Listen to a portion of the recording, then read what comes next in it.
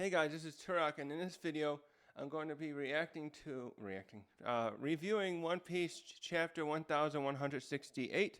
I think this might be the one, nearly the last one to be here, because we're very close to the end of the timeline that was the impetus of this flashback where Loki and Harald and such were talking about the death of their father Harald 14 years ago. We're nearly there now. We were at 15 years ago in the last one, and we're going to continue from there. So in the last chapter, we got this point where Harald was doing work for the world government. He had formerly he said he'd become I think his exact word for become a slave. Let's see here. Oh yeah, if I must be a slave, so be it. And so then in the last chapter, we start seeing him do work for the government. Not worth it. And then we got this other stuff about the rise of the other pirates, the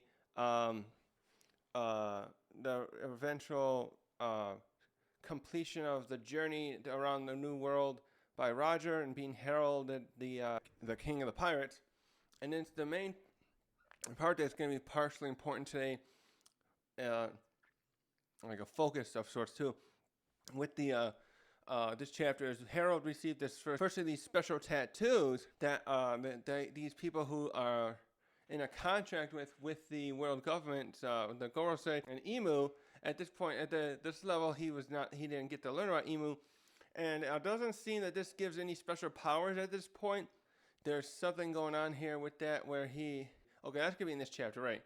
So in this next chapter, we're gonna learn more about these powers related to what we've seen the Gorosei and the God's Knight have there, because there's three. In this last one, they talk about the different levels, and this one here is probably just more of a mark showing his alliance, not alliance, but like that he works with them. And of course, we see this stuff all the time with other this use of this story and storytelling. Often there's other ones like that where someone's branded a traitor, or if they're branded like a slave, as we saw that the Celestial Dragons like to use. Also with the traitor one, I was thinking about the movie The Pirates of the Caribbean, and there's a deleted scene that I saw recently with Jack Sparrow and I think it's the main villain, Commodore Norrington, and we find out that Jack has I think it's on his hand, and it's just showing his kind of like that he's maybe a pirate or a criminal in some capacity to the East India Company, because he had saved a shipload of slaves. He had been working as a privateer for them at the time before, and then when he realized he was carrying slaves, he turned against them and freed those slaves. So, and he had that famous line, that slaves or people aren't cargo. And so there's like all kinds of uses of markings like that. Of course, there's also like branding. I wonder if farmers or ranchers still do that today, where they brand their cattle. I assume I would guess they still do. So there's that stuff going on here. And then we found out at the end that if these fuckers at the other part of the other groups of it's from Loki's. I think it's the Brewer's village. It's Loki's home village, technically not where his home is, but his mother came from. They poisoned Ida and so that's why she's getting sicker here. And so Loki, we find out, really ended up caring about has taken Ida on as his mother. We again get another great version of a found family. We got like Bellamere, who adopted Nami, and I forget her sister's name right now, and then how Zeph took Sanji in, and they became a father-son relationship, and on and on. There's lots of that in here, and it's always a nice contrast too, because you get the opposite relationships of blood family who don't get along, like Kaido and Yamato. Who Kaido is a tyrannical pirate, and Yamato saw how Kaido was treating the samurai and the citizens of Wano, but and just couldn't do anything about it. Partially, for one, she couldn't. That's right, she couldn't escape because they gave her those explosive cuffs that were similar to the collars and stuff, and then she couldn't defeat him but she always was against him, and that's going to be interesting to see how this is going to be with when like Luffy and Dragon meet, or if we see Dragon and Garp talk again. So that's something else too. We have no idea. I wonder if Garp and Dragon have spoken at all since God Valley, the after the God Valley. Okay, so we start here, and we see other people hearing about the giants who are being who have been brought into the world government's the Marines. And actually, that was something I missed. I think that some of those other giants that came into the Marines are not all just from Elbath. They're probably from other places, like where Ida's from. Wait, which blue was she from? She wasn't in the Grand Line, right? Her island nation is somewhere else. And I think they kind of hinted in a way that there's even more there's multiple island nations of giants out there, not just Elbath and where Ida came from. So at least there's more than two. We don't know where the others came from or their other locations. No, okay, so that's what I was trying to say. Ida. Oh yeah, and one last thing, I start thinking these other random thoughts. So they say here, I was trying to look up where Ida's from. It says she's from right here, Samawani in the South Blue. So her nation's from the South Blue, and then in the new chapter they say she's in that they brought in other giants from. Ida says she's from the South Blue. Oda states here how many these giants were from different regions. So it'd be interesting at some point to see how many areas if Oda.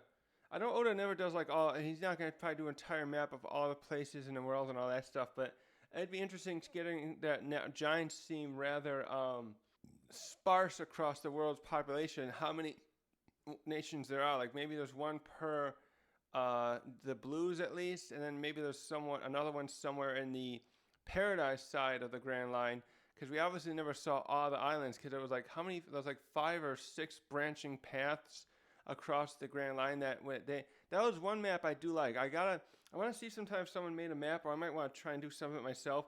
When they have that port, they did it both when Krogus talked about the Grand Line, and then when Shaki did the one in the anime that Shaki showed might be a little better, because they later they just kind of fleshed it out a little more. They shows all these different islands, and it kind of gave us basically just showed us every island that's in the Paradise side of the Grand Line anyways. So I kind of want to go back at some point and kind of count if I can see how many islands that cross it, that we could figure out which path the Straw Hats had taken. Anyways, yeah, I got way off topic. So anyways, yes, we ended the chapter with Loki destroying his mother's village because they harmed Ida. Or they poisoned her, and they say there's no. Put this one over. I got no screen. They say there's no cure for it, and so we start here seeing that. This looks like that. Is that same town with the Big Ben clock? Maybe it's a different one. But he's going around. Oda's going around showing different nations and the people reading the paper and how giants are having a positive role. The ones who have joined up into the military, the Marines, and okay. So this is also showing positive stuff the other way too. I kind of overlooked some of this because I read through this chapter a bit too fast. Even when I read it multiple times because I'm really focused on the main event. But this is showing other people who are selling goods from Elbath, and they're praising it. Oh, wait a minute, that's gonna fall. We got a chef, or probably he's probably a chef. Not I was gonna say he's a fish market guy, but he's commenting and complimenting. He's talking to the probably a merchant who's shipping this seafood from Elbath, and it's like, is there any way to get more of that stuff shipped here faster? It's really good stuff. And we got other merchants talking to probably talking with somewhere else, and they're talking about the quality of Elbath's cider. Or is that cedar? Oh no, cedar though. Oh, so wood. I was thinking I said cider. And now I want some cider. Oh yeah, that is. All right, it is the stuff. I can see the logs up there. So they're selling their wood and other goods now. They're able to easily make diplomatic trade deals. Not diplomatic trade deals there to start exporting their goods to different parts of the world. So they're doing this point. Okay, so at this point they're still right. So at this point, I was thinking this came after he's gonna be enrolled, like brought into the fold even more in a little bit, but he's already being allowed. Albeth's being allowed now to do better trade deals. That now that he's probably moved up. So they had that second one. I think he's at this point. I mean, he's probably moved up to the second grade of the contract with them. He was the devoted blade was the first one, and the other one was so the other one's called the depths. Right, it was called the depths and the abyssal covenants. So I'm thinking he's got moved up to the depths, and now they're giving his country some leeway to do this trade stuff. And now he's proposing new stuff to his people again about making a cruise ship so he can freely travel to our fellow nations. Okay, that's something. I wonder if that's something he means because a lot of the Albathian people don't really leave the nation except maybe we've had the warriors people and the pirates slash warriors like Haruden and then Dorian Bragi's back in their time going around and pillaging, but now it looks like some of the other, it's probably like a lot of these human nations are coming to Albath and bartering and buying and selling their own goods and stuff to get the cedar and the seafood, and but a lot of people don't probably leave Albath on a leisurely reasons. So he's talking about a way to have some of the citizens who want to view, see the world and see the human nations here. And that's a really cute idea, actually. So Harun's going on with this message, like, to the rest of the world, we're just a curious minority. We're just like these, and again, like this point, I guess he's trying to like tone down the idea that the rest of the world probably knew about giants for a long time. Well, yeah, they would have, and that they, would have only thought about, like, especially the Albath ones as being the ferocious, dangerous ones that if you see one of their ships, you're done for. And so he's going on making a positive point, like, well, now we can go forward and meet more of these people, and if we do so, it'll help improve our status with them, and we can gain more wisdom from them as well, and just as much as they can from us. And he's like, so he's going on, yeah, future is bright. And we got some of these other warriors. Oh, well, I guess the pillaging businesses. He says the warrior business there, but I think he means like, the business of also like the going around and being more like piracy, the Viking stuff, like that. Because that's what Vikings were. We talk about Vikings, that just refers to the Scandinavian peoples who went around to other parts of the Europe, especially raiding and pillaging. And I think they just don't want to use that kind of verbiage in this since it's more for kids. And he's like thinking like, Ida, where I'll see this through, Ida, our dreams coming together. And they're going to get more into that later. And so he's going to, now the school has been built.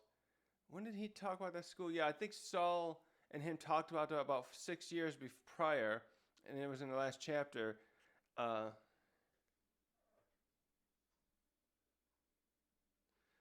what does he say? A lot more healthy kids swinging swords. So I don't know. Haruden is, oh wow, look how big he is. Actually, that's one thing I got to bring up later. Haruden, the scaling sometimes in here seems a little off. I was noticing that with the anime too. But anyways, because I'll show you later. But if you see, Haruden is quite a bit bigger than Saul. So you see some of the kids are playing together, or like some kind of ball game. And yeah, I think Saul's saying a lot more healthy than, okay, yeah, just the way he speaks. I thought healthier, okay. He's a lot more healthy than kids swinging swords. Okay, so, here we go. So, Saul first says, like, doesn't it scare you, though, with what we've gained, that we're losing something else in contrast? And Harald says, I no longer think of military might as our national strength. Ida taught me to be everything I know, how to be this way. The fact that I met her is my lifelong treasure. And actually, how did they say that? I like the way they said it a little bit. Yeah, greatest blessing of my life. I always keep the unofficial one here.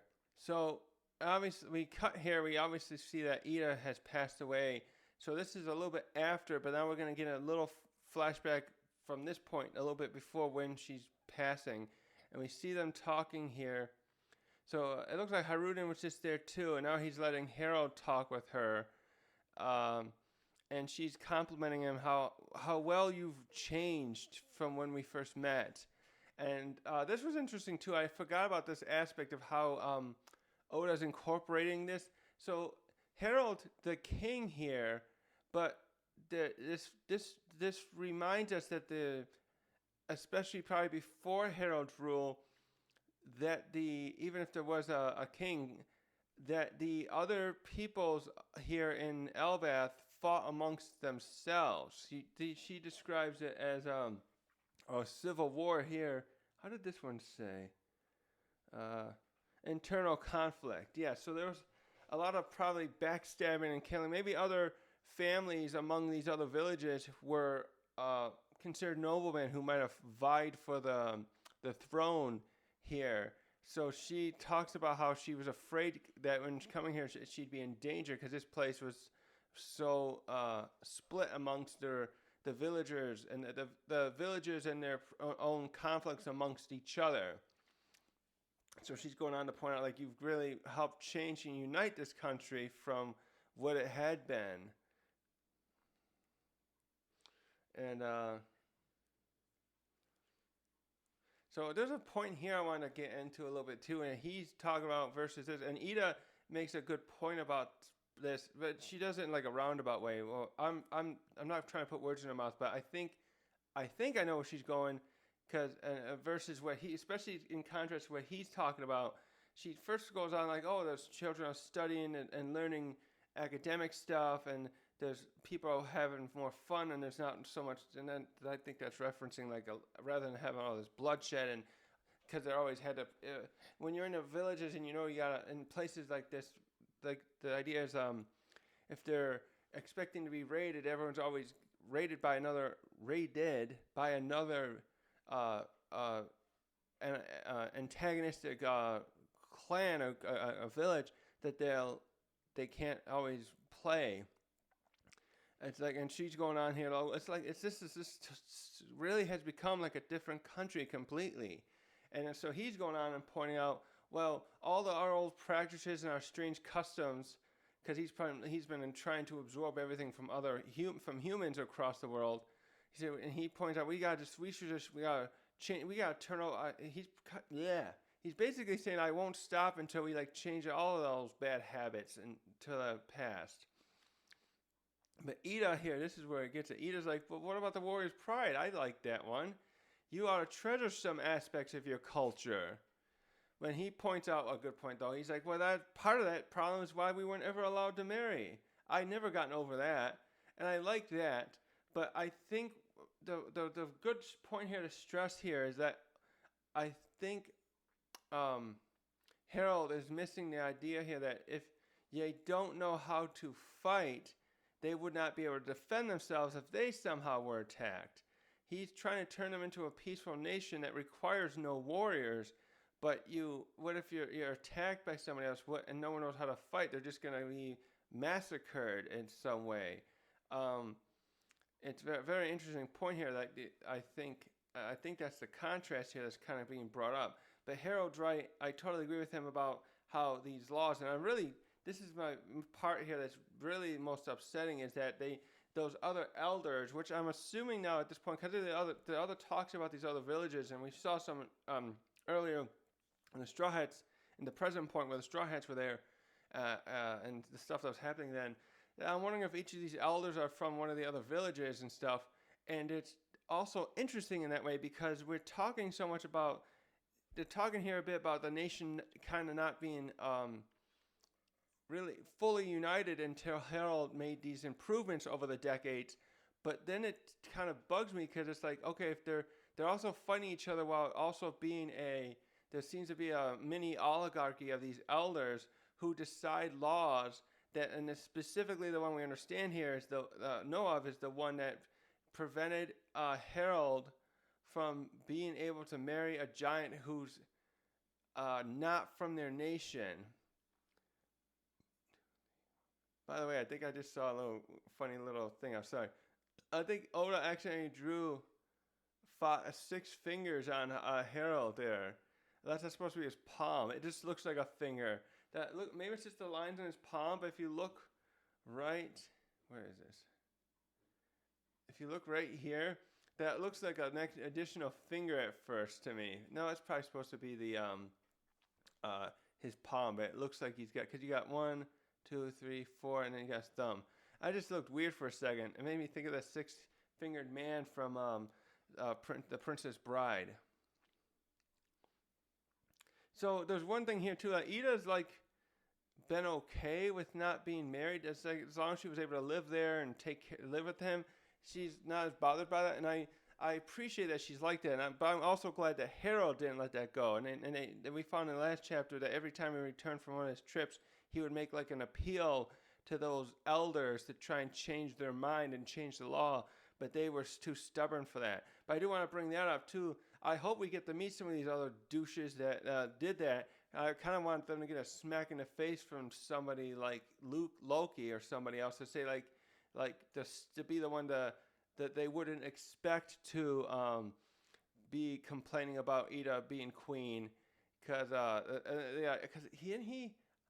know he made fun of Haruden for not being a prince, or some other people definitely did in the other chapters. But Loki, it'll be interesting now to see if Loki and Haruden reconcile this and how that will change at the end. Like one of them, I'm assuming, is going to be ascended as the new king at the end of this. The question is, who will be picked? Because both of them at this point are ineligible. Loki, because he's assumed to have been the one to kill Harald, and Haruden because he's a bastard son. So they're not letting either. So they've been without a king now for 14 years because of those, because of that. And so, but let's get back to this. So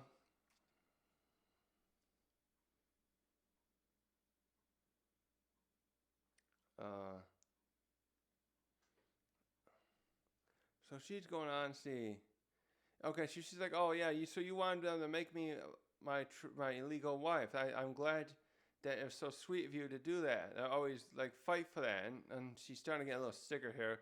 This is gonna be difficult to see in the anime. She's just coughing, and this is just near the end now, really.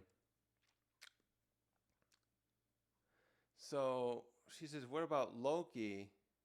Okay, well, I don't know what she means by that. But Harun's like, well, Harold says, well, he's Harun's little brother. He'll be Harun's little brother. I guess he's trying to say that because they're not from the same mother or not legal, they're not really siblings. She says, well, he's always been that way. Oh yeah, I like how they say that better here in the thing. He'll always be Harun's little brother, little brother. Well, he's always been like that. Yeah, that bit there. He's always been like that. Well, yeah, I don't know. I think there's something there to talk about the legality stuff again. So she's saying, well, hearing that you... So I think I think part of the point of this conversation is that maybe she thought because her and Haruden were not legally, she wasn't legally married and stuff, that they really weren't family to him, and that she was worried, kind of a little bit worried that he would follow suit with the elders and the others who only saw Loki and his mother as family for both legal purposes and because they're from Elbath. And he's reassuring, like, no, that's BS. I always saw us as all a family and stuff like that. Like, this legality and all this stuff doesn't really matter. We're family no matter what. And yeah, she goes on there. So we're almost there, aren't we? To like our dream. I think she almost meant like, I don't know. She's getting very tired here, and then he's like, yeah, soon we're connected everywhere to the rest of the world, and our world. Let's see. So basically, he's saying like, so everything's gonna be improved now that we're part of the world government, and then soon we'll be able to go traveling again like we used to. It's so nice that he. It's like I wonder why she didn't just. This thing kind of bothers me a little because I was wondering why he just didn't take them out with him on some of his diplomatic trips years ago, in those portions before 38 years ago, and he was spending all that time. So like for about 40 years there, it seemed like he was just going on his trips himself from around the time Haruden's birth, which I think is 81 years ago, and Loki is about 10 or 11 years later. Anyway, starting before Haruden, I think as well. Harald started just going on his trips himself, and I can understand that initially with when she had Haruden, then he left her behind so she could take care of Haruden as a baby on Elbath, rather than maybe there was just some safety issues they were both concerned with that kind of stuff. And I think she knows she's gonna go here, but she says that because she says like, yeah, that sounds fantastic. I can't wait to travel with you again. But right there at the end here, we get this sad thing. He's like, neither can I. And then she's hanging on to his hand, and then it just goes limp. And then we get this scene here. He walks out. He's got his hand over his face to hide his tears, it looks like. Oh, the others, I didn't notice the other. I saw Haruden, but the others are there too. The Road, Goldberg, Gerd are there for sure. And there's the doctors there as well. And so the others, yeah, we see Haruden go in there, and we see Road and, what's her name again? Cammy? No, Cammy's the mermaid. She reminds me of Cammy. What's her name again? From, Meito. I had to look up her name.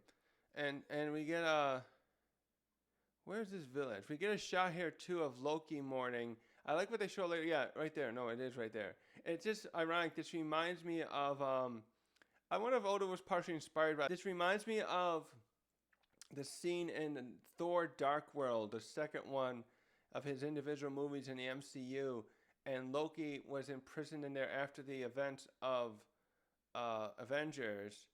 They were in prison anyways. Because of the stuff he did in the first Thor, but then he flew off into the void in the end of that, and then we see him again in Avengers causing trouble there. But he was put in prison, and that's in there when his mother, it's Thor's biological mother, not his, dies.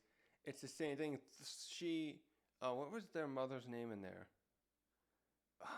I remember the actresses. Renee Russo was the actress who played their mother.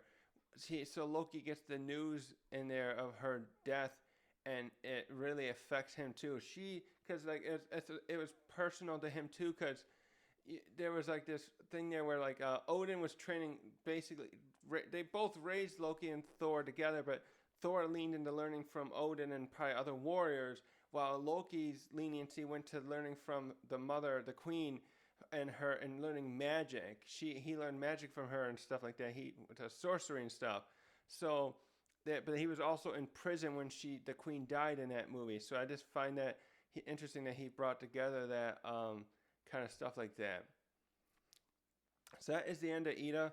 I was wondering what was going to happen to her. I forget what I think I made a mild theory in a video of one of my past chapters, and I forgot what I said, but I guess I wasn't thinking about poison as the way they were going to take her out. And by that I mean like that I think I said something about her being assassinated, but I was probably thinking more like someone would stab her in the back or some sneaky BS like that. No, this is a sad end. So they were together for roughly a century, him and Ida there, and yeah, he was with her much longer than he was with Loki's mother, and he didn't, because not including the fact that Loki's mother passed away not long after their marriage and conceiving Loki. He just that was like he was married to her about 45 years or so after, or met her like that, 45 years or so after he had met Ida. So they had a very long life together. It's just too bad he was always so far away. I wish she could have gone with him on more of his trips with this stuff. That might have helped some of those diplomatic missions too, because she's always that stuff they showed with them when they were young. I think she just had a way of socializing with people, and she obviously wouldn't look as intimidating as him to the humans he was attempting to make diplomatic connections with in those times he left her home. So yeah, we're about a year later. We're getting close to we're not close to the end. It's like we're getting close to where the timeline of Harald's passing. So now we get to the point though he's been doing work with the Gorosei now since 38 years ago. Wait, so that's 14. What has it been? 26 years? Oh, something like that. And the first thing we see though is that Shanks has gone missing. So this is something we'll have to. I wonder. Hopefully, we do like a flashback with Shanks, because I talked. I think I did it in the last chapter. We were talking about like how he's here suddenly, and that we saw him here a year ago, which is 10 years I think after 9 years, about 10 years. I'm talking about Roger. I was thinking 10 years. The 10 years before the point where we first saw Shanks was when Roger had made it to the One Piece, the find Rafto. 9 years after Roger's executed, now 11 years, we are at, right? Yeah, we are, so what I want to get at is I wonder how long Shanks stayed here. This is only a year after we saw he was here already, and he was in the position of being a devoted blade, and the same as he was. I'm just was thinking for a minute. That was someone says here he was and once his current mission was complete, he was on track to be made a full-fledged knight. So I don't know if that means that. I'm slightly confused by that. If that meant they were just gonna jump him to the Depths Covenant, or skip right over that to the Abyssal one. I'm thinking the Depths one. This is something we still don't know yet. I know other people brought this up too. There's something there where with the second and third, like the silver and gold tier of this stuff, I'm going to guess, and I'm assuming someone else would have too, that the gold one, the Abyssal one, is the one that offers the immortality powers here, and that the gold one, the silver one, the other one, the depths one, does offer these powers we saw the God's Knights use with the pentagrams, and then being able to teleport anywhere in the world with that. And so, yeah, this would be interesting there. When he says a full-fledged knight, I'm thinking that line here just means that he would have been just promoted to the Depths Covenant from being just a devoted blade. And so now, though,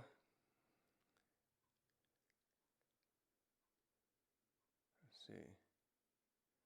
Okay, no, I think this is Harald saying Shanks has gone missing, and one of the Goros are saying that to him. So they're saying, well, now that he's not here, you have opportunity to join up in the ranks. And Harald jumps at it, like, of course, I want to join the Knights of God. If that means, if I do that, will you allow Albeth to finally join the government? And so they must have said yes to that, I suppose, because then they just say, congratulations, the Great One trusts you. So now he's about to meet Emu here. And one of them others says, oh, what a long haul it's been. And now, another says, and now you'll be known as the king who changed Albeth's history. So this is something I wasn't expecting. Harald says, actually, on the day that Albeth has entered into the world government, I plan to abdicate the throne. Someone younger and pure deserves to be our new king. So how does he expect to name it? Is he just going to allow Loki to be? Was he about to allow Loki? Well, not allow Loki. He have to. Was he about to promote Loki there? Did he think Loki had the wherewithal, the control of his temper in particular? I'm thinking of. Or was he going to somehow circumvent and give the middle finger maybe to the elders and say, no, Hyrule deserves to be king, because Loki just burned that other village down to the ground, his mother's village, Estrid's village. So I'm thinking he probably doesn't want Loki to be the king. So that'll be interesting too about that, because I want to see how we fight again with the end of the story. the Elbath arc, who's going to be the king. I'm assuming one of them is going to do that. Oh, okay. So then Emu comes up and says that is for Mu to decide. So then he shows up here, and here's where I was talking about the scaling. I swear how that I'm just, the height of giants that looks a little bit off there. I think it's not really how big Harald is to there. It's just that I'm sure that the Gorosei weren't really that tall, so they would have been like a little smaller. Because Haruden, I mean, yeah, Harald is always shown to be so much bigger than other giants, and in this position here, he looks a little bit like he'd only be as tall as Big Mom at best. So I was just, I'm not. I guess I am nitpicking a little bit. I just wanted to point that out that there's sometimes I know it is difficult scaling, and I was thinking about that again because I was watching the Egghead arc, the anime, and at some points I think they had Emmett the Iron Giant look smaller than they initially stated he is. I don't know if Oda gave an official height, but they did have some characters saying, "Oh, there's something even bigger than a giant wandering around on the Fabio phase." But anyways, this is the first time Harald meets Eam, and he's just as surprised as anyone else would be, because he's known for years now that the world government's run by the oligarchy here, this committee, or what he might have just thought of him as. And now I realize, oh wait, there's a king, someone rules over them. And he says something here, I kind of missed this at first. He's basically saying, no, now that you're one of among us, you can't decide whether or not you can abdicate the throne. And I don't know if he's ever tried to push this kind of his will on others. Well, probably not, because we know he doesn't know about the other monarchs don't know about him. But that's important to later, because it seems that he wants to make sure, because this is all about bringing Elbath into the world government, right? So that he can have the greatest warriors in the world into his at his beck and call. So he definitely doesn't want Harald to abdicate at this point. Not unless he could get another person there. So that's probably why they wanted to get Loki involved in the last. Did I say that? I wonder if anyone else called it. I should have thought about that sooner with this too. I guess until just now I didn't really think about it.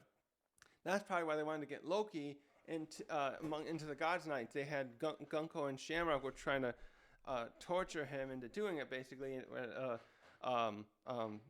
30 chapters ago. And so that's their attempt to have someone who will be under the thumb of Emu with using the covenants to force him to obey them, as we'll see. We'll get into here how these try and do that with Harald too. Emu was like, "Come closer. I've been watching the Harald." He's got him using that speech again, and so we see him. We don't see how he does it. But we see that Harald's got the tattoo updated. So he started out with the crossbones, hearted kind of things with the circle, and now he gets this. It looks kind of like Oni horns kind of thing, devil horns that goes across the top, and we see it like sizzling on Harald's arm, and he's like, this is where he's like feeling the change. This must be like the power boost. They mentioned in the last chapter that you guys would probably get a power boost. I think that was it Shamrock or Garling or someone was talking to Harald and talking something about that. So now he says that I can feel this odd strength going through me. So now they say, so if this is a second covenant, I guess I would be wrong about the immortality thing. Because he says now he is immortal, and that Mars says that, and then Top Man's like, oh, chills. And I like, actually, this is one I like in the unofficial. He's like, it still sends shivers down my spine thinking about. I think he's trying to say the first time I received the mark that gave me immortality. And then Ethan's like, he's now more than a monster. At this point, he's a weapon. Why is he still calling him like a monster? Is he saying that to himself? I don't think Harold would want to hear that. And look at this weird. This must be still like the aftermath of that energy around him. Wait, where'd my mouse go? we can see this like clouds going around him here. It's very interesting. So let's see here. So now Emu goes on. See, that's something with the height too. I just felt like Harold's height, he would have actually been, his head would have nearly reached that point where Emu sits, but it's so tall there. The scale just feels a little off. So now Emu goes on saying, "Now at long last, thou art on a dying knight in service to Mew." He's doing a third person again. And Harold's like, "I really become undying? That doesn't feel real." He's just, having a hard time believing that. And Emu says, "Thou wilt create an abyss on Elbath that will create thy bond." And I think he's referencing the pentagram thing. And he's planning on, so it's saying that will leave thy bond to us. But more like it's like creating a channel, I was thinking. Like, I would think because they seemingly could create those anywhere, I thought, the way one of them, the way we saw the girl saying the God's Knights do it previously, I was thinking they meant that once they have this power given to them through the tattoo and how it's been transferred to them, power delegated to them, they could just create one. But he has to like formally create one he's saying to firmly establish this bond in its finality.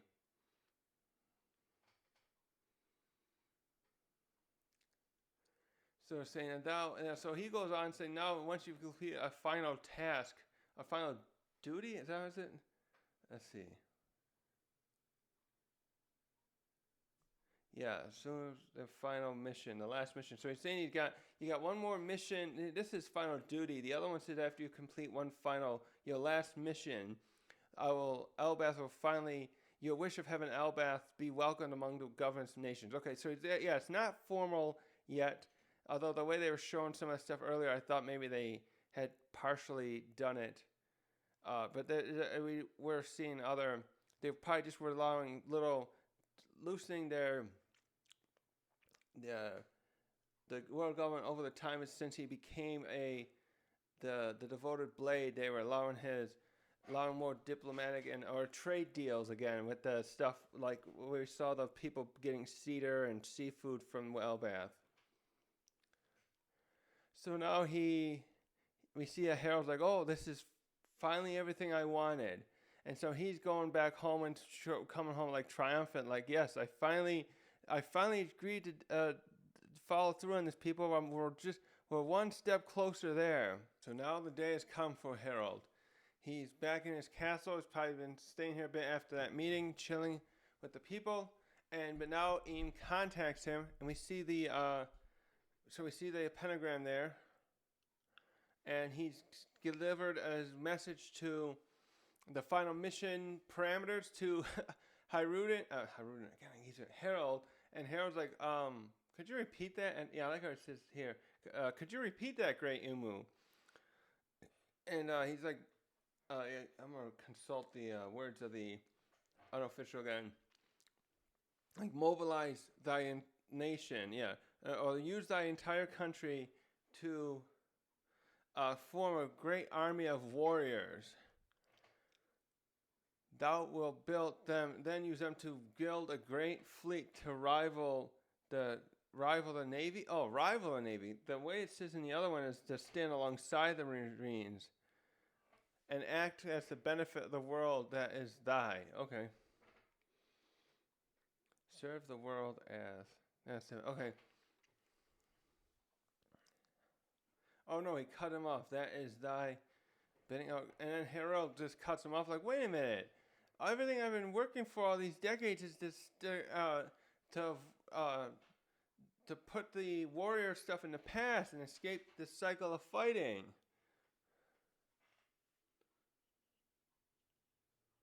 And he goes on like, I've always been fine with those who want to enlist and even do so, but not like this. And then the other soldiers like hearing him talk from outside the room, like, what's going on in there? Who's he talking to? So I wonder if he only can hear Eames' voice in his head. Sorry, my glasses are bugging me. And so this is it. It's funny that he didn't kind of like, say before, like, hey, you all your efforts you're doing, this is a little funny with this. They wanted him to. They made him do all this stuff on their behalf with like cleansing the seas of other pirates. It kind of Teching 101. Maybe some others did. I didn't see all those reviews yet. I've been behind, but it's funny. What I didn't piece together either with the last chapter is that Haruden starting that his efforts as a devoted blade of the god decades ago was like a precursor to the world government formally making the warlord system, where they brought in other powerful pirates. Well, I guess maybe they considered him as a pirate. They brought in pirates of all sorts to be a new arm of their military strength to combat other pirates such as like Kaido and Big Mom, etc. And so Harald was doing some of that work for them beforehand. But what I want to point out here too is it's funny that they didn't kind of say, hey, if you also want to be part of our world government, we want you to backtrack some of that stuff you're doing, and especially the point of not allowing your citizens to be trained, or maybe not allowing them so much as like just telling others that's old. He might have, because we saw some of those people a little bit ago saying, oh, I guess the warrior business is dead. I would have thought they'd say like, hey, you got warriors still there, make it mandatory that they also train some of the children into knowing how to fight, because we want you to. I guess they didn't want to let it slip in this way, though, of course, because he wouldn't want to do this. But now it's just like they're pulling this on him after he's been given this secondary or second or third to that too, and so that, but because you can see he's going to have no choice here, it seems in the matter, particularly again, like literally here, because we'll see here, yeah. So even going on here, you said you wanted to atone for your country's history, and that would be a slave. And Harold's like, yeah, but I wanted to make the amends for that. I didn't want to pull my people into this problem. And Eames like, well, you can't shoulder that alone, anyways. I like how he says that, but it's like, then he says, but do not speak back. Thou cannot disobey Mew. Okay.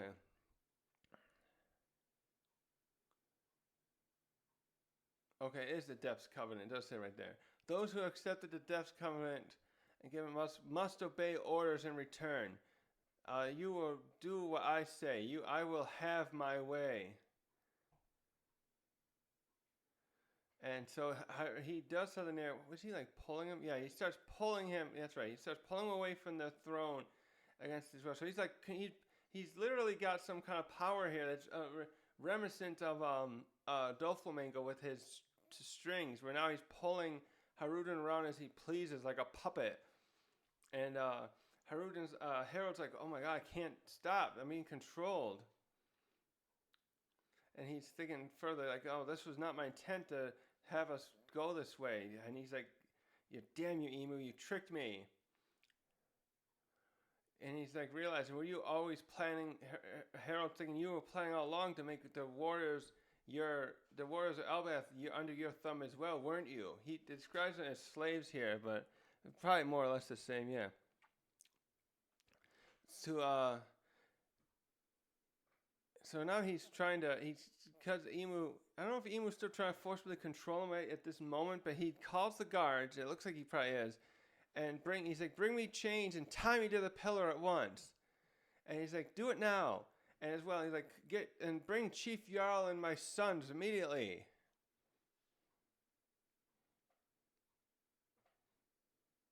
Yep, so he's being controlled. He's doing everything he can right here to resist the pull. And it looks like he's still shaking here. So all the guards walk in and are pretty confused. And they're like, Your Majesty, I think Haruden's still on that sea. And he's yet to return. And Loki, I like how the one goes, Loki, so they can see some of these people. That's funny. Why would they still not say just Prince Loki in general? I was just thinking that they would still do that at this point, because he hasn't been in trouble for killing Harald yet. But anyways, Prince Loki's still in a cell for that thing he did, so the burning the other village. And he's there fighting like, oh God, this is getting worse. And someone else is like, Majesty, are you okay? And Harald says, just release him now, referring to Loki. And so we go there where Loki's being hold. So okay, is this the? Oh, isn't this the same castle that the Haruden yellows hold up as a base? Wait, my screen. Hold on, I gotta pull out. My camera's in the way. So yeah, the guards there receive the message, and one of them says, Loki, you're being let out, and your father's told you to report to the castle immediately. And then Jarl's getting a message too. And he's like, wait a minute, what could this be? Why would he be so, why would Harald need me so quickly? And now we get to the end here, and Oda cuts in saying, let's return to the story. This is why I was guessing that maybe we're going to probably get to the moment still at the end here.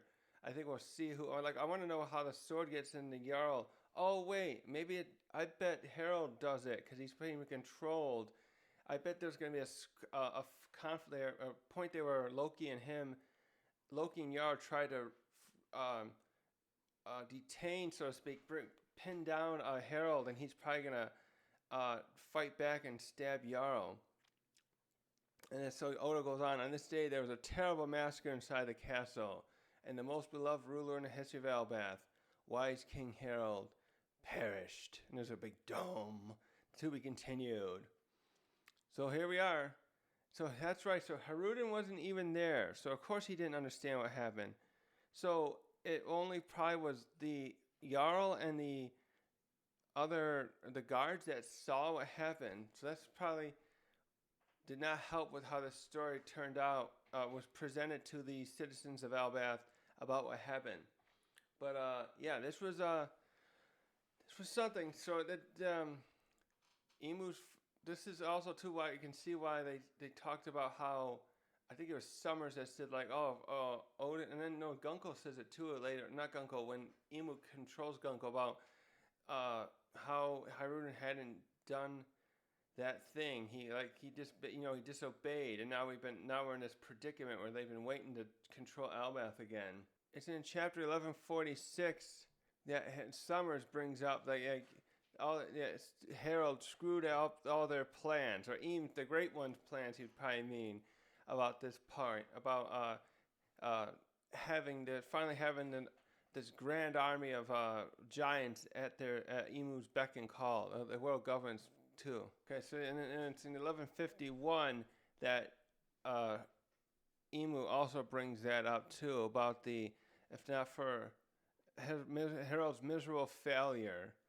So given the stuff we see here, how Gunko and how we saw Saturn being controlled, it appears that at any point there, when they get at least the Depths Covenant, I'm gonna guess we'll see for sure in the next chapter that he's controlling. Maybe he can't possess them with just the Depths. We just saw here in the new chapter, that he can control them and he's saying like, you can't disobey me now. I can do whatever I want. But somehow Harald, basically he's pulling the same thing that Rox did too. So the way he's doing that was different. This was still like, it's interesting because Rox was not, and what we saw here in the current time in Albath, the people turned into these demonic things. They're not doing it through what do you call the word? They're not consenting to doing it. It would be interesting to understand if there's any difference there too with how the Dome Reversi can just forcibly turn people into slaves to Emu in this way and be controlled, versus the consent in becoming a servant / slave or a knight. The knight and what the Gorosei have done to and gain these powers from Emu there. And so I'm thinking that Harald's going to fight back against the control, and Loki and Jarl, like I said previously, are going to be part of the fight to try to pin him down and such, but then they end up having to kill him. He's probably even going to be, that probably even might be the same thing that Rox did to communicating to Roger and Garp, where he's like, please kill me. I can't control myself. I'm being controlled by this demon. That's going to be my assumption of how this is going to kind of turn out a little bit there. And it's just going to turn out badly for Loki, and that he gets the blame for doing it in cold blood. Like maybe he was a usurper trying to take power from his dad. And so that's going to be very interesting to see there. It's unfortunate that Harald wasn't there to see this too, to realize the truth. And so I hope this is, it probably is going to be, the next chapter will probably be the very, I wonder if they'll like spend the whole chapter with the conflict in the throne room, and then we'll wait to because I think the next chapter will come out for 2 weeks, so I don't think, if so, I don't think we're going to get back to the present till, next year. So that means, how long has it been since we saw the Straw Hats? I gotta look that up now. This has been about, what is it, about 16 chapters this flashback has been so far, I think, 53 or near the end to now. So this has been quite the chapter, and it's quite interesting to see this stuff build up here of what's happening, and all about what the Eam wants. He wants this thing. I'm wondering if so when they talk, I was thinking about with Caesar Clown and how he wanted to artificially create giants with his experimentation on Punk Hazard. If this was something he knew, maybe he did, because because at that time, that would have been 24 years ago. It was something like that where Punk Hazard was destroyed, and if Caesar's been doing those experiments we saw more recently, I wonder if he had been hearing about the stuff with the maybe rumors of how, 20 something years ago, Harald's being the devoted knight of God, a blade of God. I'm thinking about how like people are probably talking about the giants coming. Yeah, I'm thinking about that. Well, that's right. The timeline there where Harald wants the world government to be in the world government, and giants are already being recruited there after Roger's execution. And so at some point there, Caesar probably thought, I wonder if Caesar conceived that idea himself to create this an artificial army of giants to be able to sell them to the world government and be heralded as a greater genius than Vegapunk. That'll be interesting to. That's interesting to ponder that. So anyways, there was also quite sad about Ida. I'm very upset with the people of Elbath who treated Harald like this all this time. I'm hoping there'll be a change in heart from those people after the present actions here. And and this covenant stuff is just very interesting. It says, where is Eam getting this power from? How did he create this?